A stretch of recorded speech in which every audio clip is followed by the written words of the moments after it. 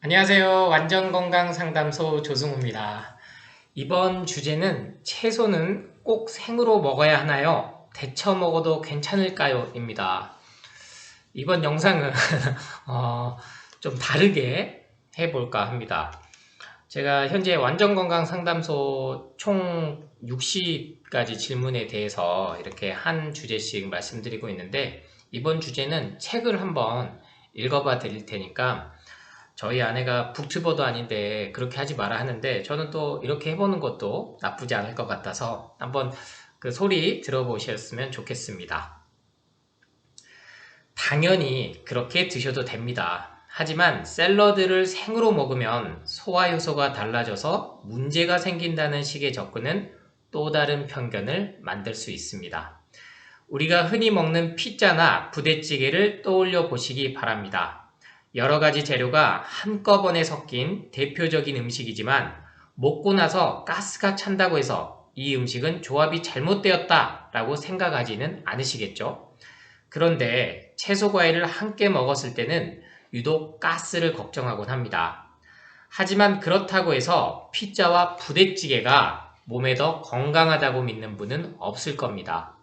이 경우는 오히려 가공식품에 익숙해져 있어서 살아있는 신선한 음식들을 소화할 준비가 아직 덜 된 것이라고 이해하시면 좋겠습니다. 채소 과일을 반드시 삶거나 데쳐 먹어야 할 특별한 이유는 없습니다. 다양한 요리 문화 속에서 여러 가지 조리법이 생겨났을 뿐, 각각의 방식에 따른 장점이 있는 것이죠. 너무 복잡하게 따질 필요는 없습니다. 실제로 어떤 분들은 해독 주스처럼 채소를 삶아 먹는 것이 소화가 잘 되고 효과가 좋다고 믿고 오랫동안 실천해 왔지만 큰 변화가 없었던 경우도 있습니다. 반면 생으로 갈아 먹는 CCA 주스나 착즙 주스를 드시기 시작하면서 몸의 변화를 느끼는 경우도 많습니다. 스무디는 되고 착즙은 안 된다는 정보에서도 자유로우셨으면 합니다. 채소 과일식도 결국 요리처럼 다양한 방식으로 시도해보고, 오늘은 이렇게 내일은 저렇게 드셔보셨으면 좋겠습니다. 그렇게 하다 보면 어느 순간 자연스럽게 생 샐러드가 편하게 느껴지는 날이 옵니다. 실제로 복숭아나 토마토 알레르기가 있던 사람이 시간이 지나면서 증상이 사라지는 경우도 있고, 반대로 없던 알레르기가 생기는 경우도 있습니다. 인간의 몸은 항상 같은 상태를 유지하지 않기 때문에 식습관 역시 유연하게 변화할 수 있습니다. 완벽이나 최고의 방법 같은 특별한 비법을 찾을 필요가 없는 게 채소과일식입니다. 포기하지 않고 꾸준히 실천하다 보면 어느 순간 나에게 가장 잘 맞는 최적의 레시피를 찾게 될 거라 장담합니다. 이 과정과 결과가 궁금하신 분들은 네이버 카페 조승우 채소과일식 예방원에 가보시면 도움이 될 겁니다. 해보지 않은 분들과 해본 분들의 차이는 결국 나의 선택에 달린 거니까요. 완전 건강 한눈에 보기. 채소는 꼭 생으로 먹지 않아도 되고 데쳐 먹어도 괜찮습니다. 중요한 건 조리 방식보다 내 몸이 어떻게 반응하냐입니다. 생채소가 불편하다면 익힌 채소부터 천천히 시작해보세요. 특별한 정답보다는 꾸준한 실천과 유연한 자세가 더 중요합니다. 몸은 계속 변하므로 식습관도 그에 맞춰 자연스럽게 조정해보세요.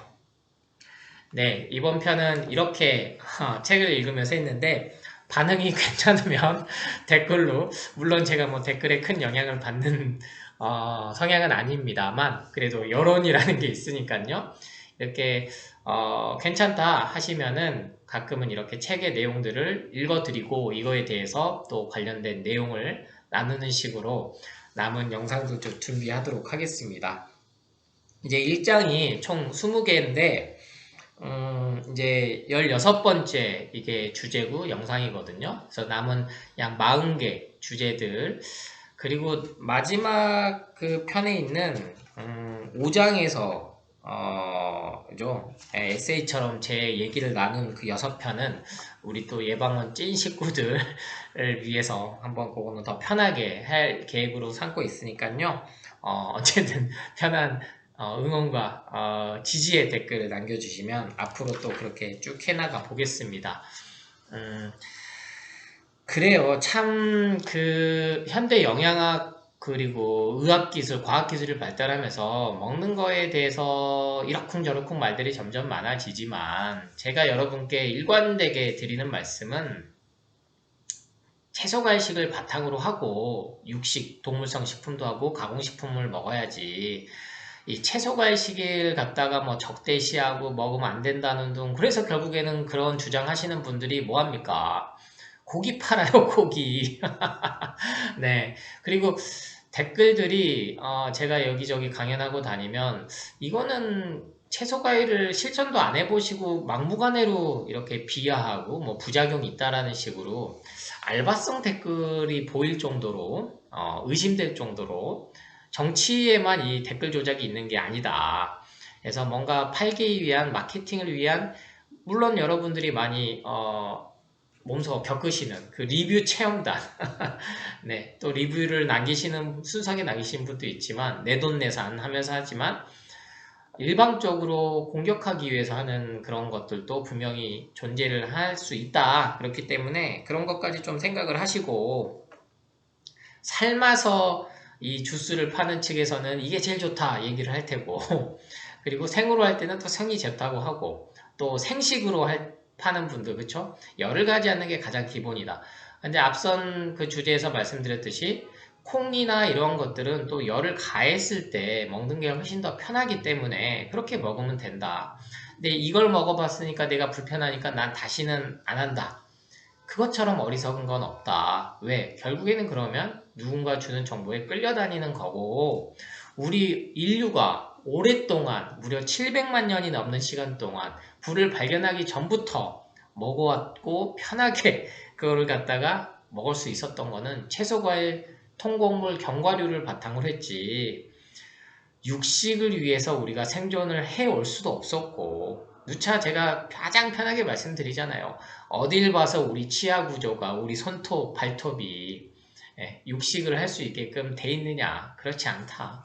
그래서 저는 조화롭게 사는 게 가장 현대 지금 시대에 맞는 건데, 그 중에 가장 편하게 할 수 있는 방법이 뭐다? 채소 과일식을 일단은 주스 형태로 먹어봐라. 그러면 그걸 삶거나 데쳐서 가르셔도 되고, 아니면 생으로 착즙해서 드셔도 되고, 이렇게도 해보고 저렇게도 해보고. 그래서 오늘 들려드렸던 책 내용이 이런 거였잖아요. 그래서 요 내용들 방식이 아예 책만 읽은 게 좋을 때는 또 그렇게 해보고, 이렇게 또 책 읽어드리고 할 때는 또 부연 설명하고, 아니면 주제에 대해서 또 제가 여지껏 해왔던 방식처럼 책을 내용을 중심으로 해서 강연 형태로 해나갈 식으로 계속 해나갈 테니까요. 우리 예방원 식구분들, 그리고 이 영상 보신 분들, 아직도 육식이냐 채식이냐 이 혼란스러워 하시는 분들, 골고루 다 해보셔라. 그래서 나에게 맞는 방법을 찾도록, 그리고 앞으로도 제가 그렇게 책을 계속 쓰고 강연하는 또 이유기도 하니까요. 그렇게 즐겁게 해보시길 바라고, 가장 중요한 건 뭐다? 포기하지 않으시는 거예요. 저도 포기하지 않기 위해서 이 60개의 주제를 다 여러분께 영상으로 인사드릴 수 있기 위해서 이렇게 여러 가지 방법을 시도해 보는 거니까요. 여러분도 같이 즐겁게 함께 실천해 나가시기를 응원하겠습니다.